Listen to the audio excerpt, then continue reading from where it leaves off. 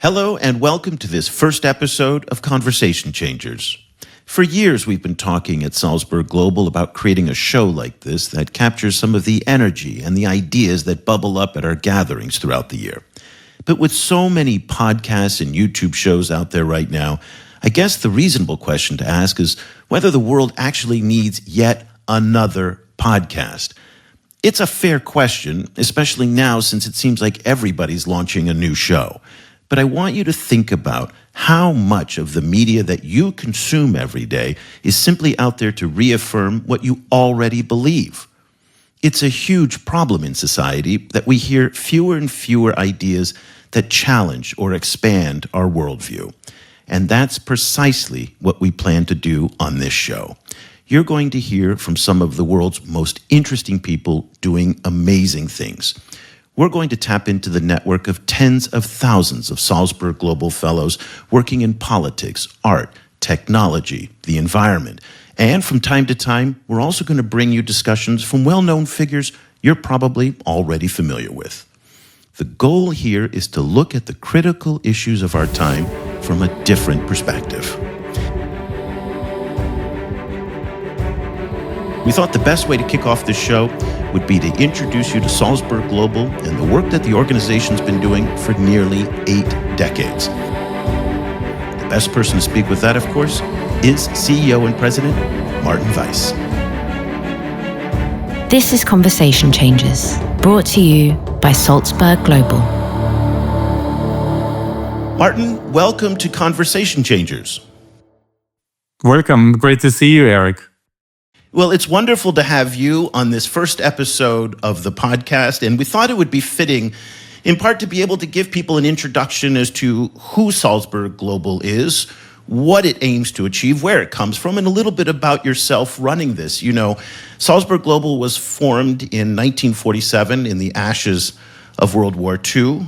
Correct me if I'm wrong, it was 2 American Harvard students and an Austrian refugee who thought it would be useful to have a forum to talk about reconciliation and to kind of piece together what happened in World War II as a way to make sure that this doesn't happen again. But yet here we are today, all these years later, and we're staring down another great power competition, maybe not a world war, but certainly a time where the kinds of values that Salzburg Global was started from seem very relevant today. Tell me a little bit about why you think Salzburg Global is purpose-built for the moment that we're in today.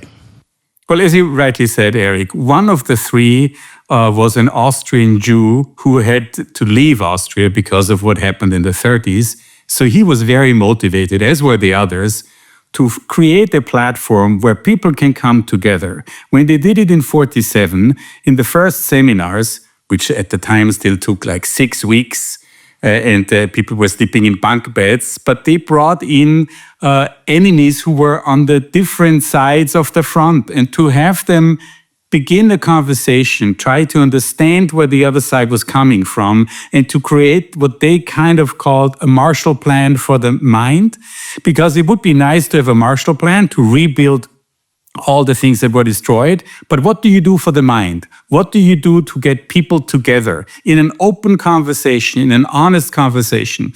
And this is, I feel, what is still very much needed today. You said we are in a huge power struggle. Before our eyes, the architecture that was built after World War II is rebuilt right now.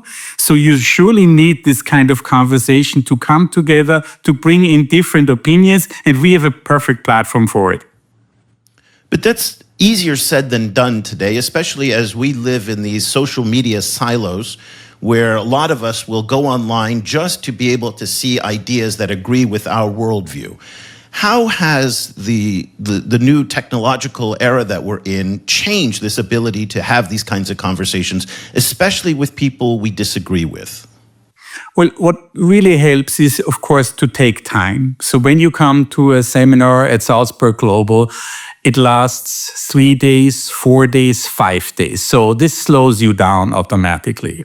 Also, our doors are close to the outside world, Chatham House rules. So you don't have to score a point. You don't have to scream louder than the other guy or girl.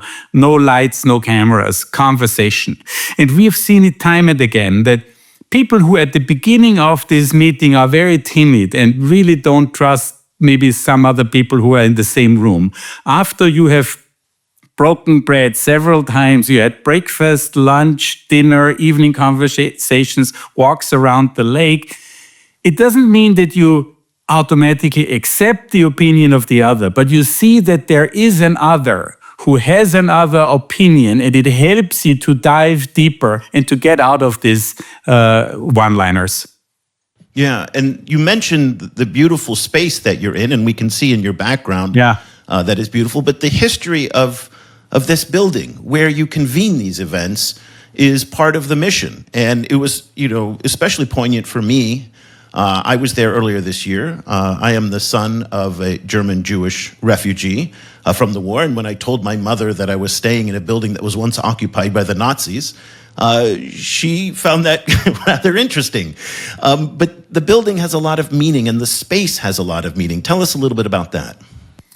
Yeah, well, one thing, and you've mentioned it, is of course the beauty of this space. Schloss Leopoldskron, which is our headquarters since 1947, is an iconic Austrian building. When we used to have still the shilling, on the one side of the shilling, it was a Nobel Prize winner, Peace Nobel Prize winner from Austria, Bertha von Suttner, and on the other side, it was Schloss Leopoldskron. That's how beautiful it is. Every Austrian knows it. So surroundings are beautiful, surroundings are serene, and it helps our mission because when you come here, you have beautiful nature, you have a beautiful surrounding, you get into the groove. That is surely true. And the building lives up to its history, you said it. One of the most famous owner of the Schloss, after it was built by an archbishop in the 1736, was Max Reinhardt. He was a larger-than-life theater maker in the 30s.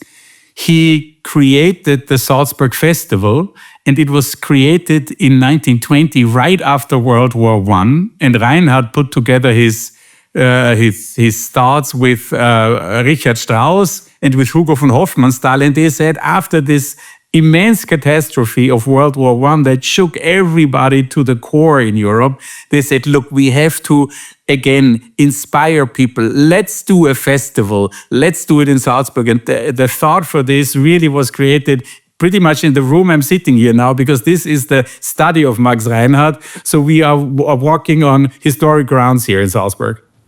And what's the lesson that we should take away from, again, a building that has so much history, but some painful history in it, given the fact that it was, if I recall, a regional headquarters for the Nazis during the war, but at the same time also stands now as a symbol of reconciliation, dialogue, and everything that the Nazis stood against?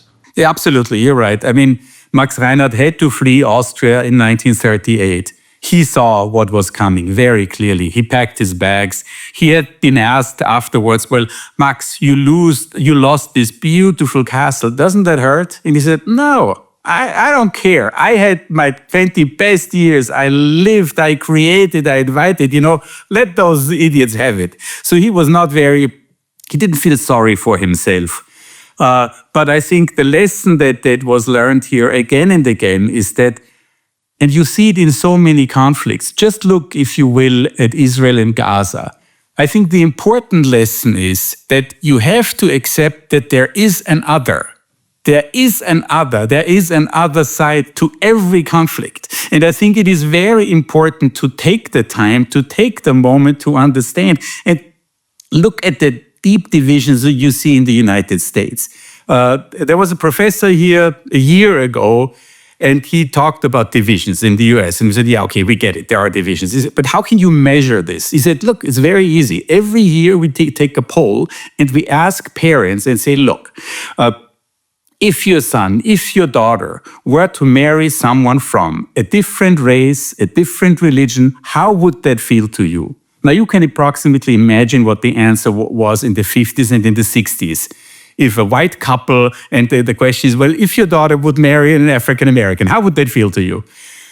Nowadays, if you ask a Republican couple, how would that feel to you if your daughter married a Democrat? They say that's a catastrophe. And that kind of drives home the deep divisions.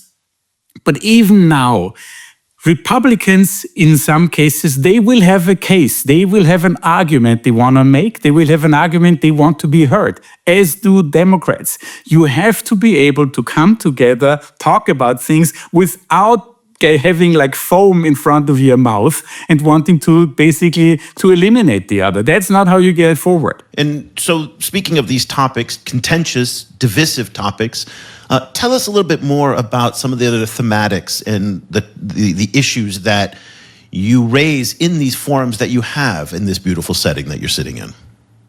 Well, from the very beginning, when it was pretty much about war and peace and democracy, and how do you rebuild after the biggest catastrophe that the world had seen, we have ventured into different topics. So we still work on democracy, peace, and war, but we also look at issues when it comes to education, health, the arts, finance, so different topics with different partners. But the core mission is always there. Arts can be a means of bringing people together. In politics, you have to find ways to bring people together. So it's very much bringing people together, talking with each other, and then also bringing this talk to action. We feel that's very important too. How do you do that? That's easier said than done. Well, true. One secret sauce of Salzburg Global are people like you, Eric, people who have been to our program. So you are, by definition, a fellow, and you will be that for the rest of your days. And the fellows help us very much out to really reach the farthest corners in the world. We have 40,000 fellows, so we can lean on friends who have been here, who understand what we have done, and we say, look, help us out here. We want to bring this community in. Who should we think of? So that helps us out a whole lot. And the networks that we have created oftentimes then lead to action where people tell us and say, look, I met this guy or girl for the first time at Salzburg Global. I really began to appreciate the way he or she was thinking. And then we decided to do this publication together, to start this nonprofit together, to really make a difference. And we as Salzburg Global always reach a helping hand to our fellows and try to help them out on their journey. Well, that brings us to this podcast. I remember you and I were sitting over lunch and we were talking about the programs that are taking place at the Schloss, but I was talking about how social media and podcasts like this can take what you're doing there and bring it to a whole new audience that isn't able to participate in these closed-door sessions, can't go to Salzburg, but does want to hear what you have to say. When people tune into this show and listen to this network of fellows, these 40,000 people, some of the expert guests that you're going to interview, what are they going to hear from people? I think you're perfectly right. Salzburg Global is one of the world's best kept secrets because by definition, we have to be small. What we are doing doesn't work if you do it with 2,000 people. Right? It works with 50, 60, 70 maybe, but that's pretty much tops. So by definition, the programs are small. And you were so right when you said, guys, you already bring all these amazing people with all these different worldviews to this place. Might as well use them and put a mic in front of them. So what we try to do is to bring diverse opinions of thoughtful people who have a conversation that you hopefully come out of and say, gee, never thought of it quite this way. And, to have this moment of slowing down, being thoughtful, and opening the door just a tiny little bit to the arguments of the other. Now, we have a lot of conversations. There's a lot of podcasts. There's a lot of talk on social media. But what will make a Salzburg Global conversation? And we named the show Conversation Changers for this very reason that we do want to change the conversation. But what will make a Salzburg Global conversation different than all of the other organizations, groups, podcasts, all of that, and all that talk that's going on out there? Yeah, you're perfectly right. There's a whole lot of talk. And what we have tried to do, and I think have achieved for now 78 years and counting, is that you really have the depth of the conversation, you have the thoughtfulness, you don't try to be louder than the other, but to listen, to learn, to be global, to be intergenerational. We always try to be that. We don't want to have in our program 70 old white dudes sitting around the table. That won't bring us forward. I love old white dudes, believe you me. I'm getting there in a hurry. But here we are. Yeah, here we are. But to have someone of a totally different age in this conversation, because an old white man can surely learn something from a 20-year-old blogger, because there will be different thoughts, different technologies, different approaches. So I think intergenerational, very global, very thoughtful. I think if we achieve that with your help, then we have something to add.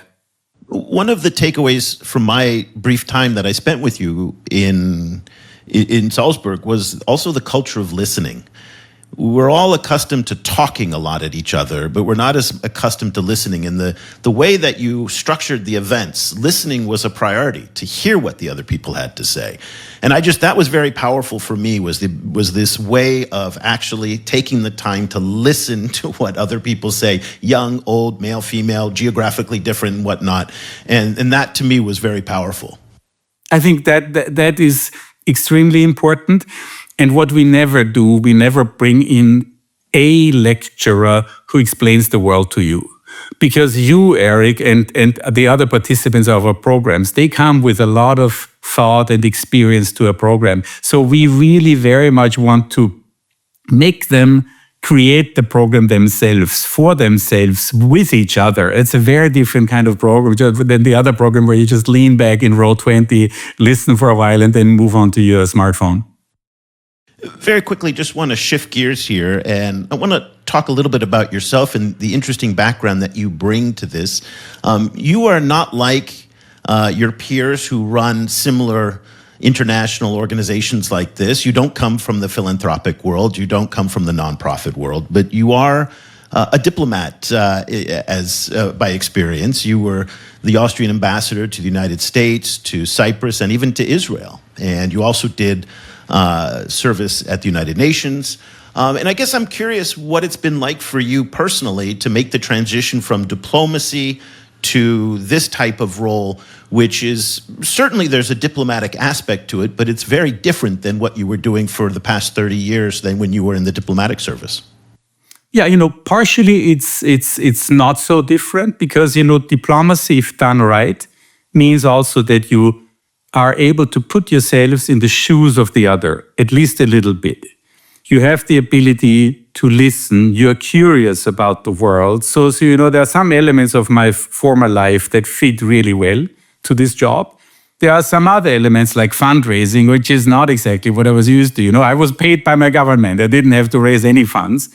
But actually, I discovered that fundraising is really something that I began to appreciate. Because, I'm not asking anybody for money for myself. That would be pretty embarrassing. But I go to people, tell them what we do, and hope to make them see that this is something that's worthwhile supporting and that really does something that, we say we can change the world. And then people look at us and say, are you completely crazy? What are you smoking? What do you mean change the world? Well, no, listen. How do you eat an elephant? One bite at a time. You don't change all of it all at once. But little by little, you can change the world. Don't believe that you cannot. And I think that's one of our core lessons that also in diplomacy, there's always talk about big powers and interests and markets. Believe you me, there are humans at the end of this line that take decisions. So individuals have a huge impact on the course of history. So everyone who participates in our programs, they are game changers, potentially game changers. And I think we should never lose sight of that. Well, with that in mind, where do you want to take Salzburg Global going forward during your tenure? I mean, this is an amazing time to be in this convening space in this era of AI, climate change, China, Donald Trump, the great power competitions. When I talk to you in a couple of years, Where's Salzburg Global going to be? Well, I think this time is almost made for us because there is so much friction, there is so much controversy, and like you said, social media, so much shouting, so much loudness that I think we have a total sweet spot where what we do is needed. So I think I want to do this. I want to do it even more and even better. And of course, one of my dreams is that, because, like I said, we are a very well-kept secret. With the help of fellows like you, we have amazing programs every year. But one of my dreams is in the future, if anybody around the world gets an invite from Salzburg Global and that says, come and join us for this and that program, then this person drops the pen, buys the plane ticket, which is reimbursed by us, and comes to Salzburg to be part of our conversations. Well, I can endorse that personally, and whenever the invite comes to me, I will do exactly that. But Martin, I want to talk a little bit about this podcast that we're doing, and from time to time, you're actually going to help me on the show, because at some of the events, there's some very high-profile speakers who are in conversation with you, and we're going to showcase some of those conversations. So as we talked about what you hope people will see what Salzburg Global becomes in the future, tell me what you hope this podcast will do for Salzburg Global and as part of the conversation. Well, like you said, and like I tried to explain, for example, this year, we are very much focusing on centering Africa, because we feel Africa, sometimes you talk about it. When you talk about it, oftentimes it's in crisis mode, hunger, terrorism, regime change, what have you. But a few times about opportunities and what can be learned from Africa, things that you can take home from. So in this summer, during our global weekend, we had a group of amazing voices from all over Africa here in Salzburg. And I thought, boy, wouldn't it have been great to have Rocky Davoni from Ghana, amazing guy, Grammy Award nominee, singer, philosopher. What an interesting voice. Wouldn't it be great to hear from this guy? I frankly had never heard the name before, but when I had listened to him afterwards here, I thought, wow, amazing. Mmusi Maimane, young parliamentarian from South Africa, founded his own party, young, dynamic, and when they asked him, well, how do you think about Africa? He said, I've never been more enthusiastic about my continent. Well, that's great to hear. People talk about Africa's disaster. This guy says, I have never been more optimistic. So to bring this spirit of a different approach, of optimism, of different voices, I think this would be the plan for this podcast. Well, we're certainly going to try to do that. The reminder that the show will come out every 2 weeks. We're very excited about the exciting range of guests that we're going to have. We're going to talk about arts and culture and politics and music and all the different themes that are raised at the Schloss throughout the year. And so this is an opportunity for people who can't participate in these Chatham House closed-door sessions to get a little taste of the great work that you and the team at Salzburg Global are doing. Martin, thank you so much for taking the time out of your very busy schedule to join me in kicking off Conversation Changers. It's a real pleasure. Looking forward. This will be fun. And just a reminder, Martin Weiss is the president and CEO of Salzburg Global. And as I mentioned, he will be with me on the show from time to time as he does interviews with some of these amazing people. And again, be sure to subscribe and follow us on social media, and also wherever you get your podcasts. We'll be coming out with a new episode every 2 weeks. So for Martin, the entire team at Salzburg Global, I'm Eric Olander. Thank you so much for listening to this first episode of Conversation Changers. We look forward to having you back again very soon. And thank you so much for listening and for watching. In an age of polarized voices and reinforced views, be part of changing the conversation. Follow us on LinkedIn and visit us at salzburgglobal.com.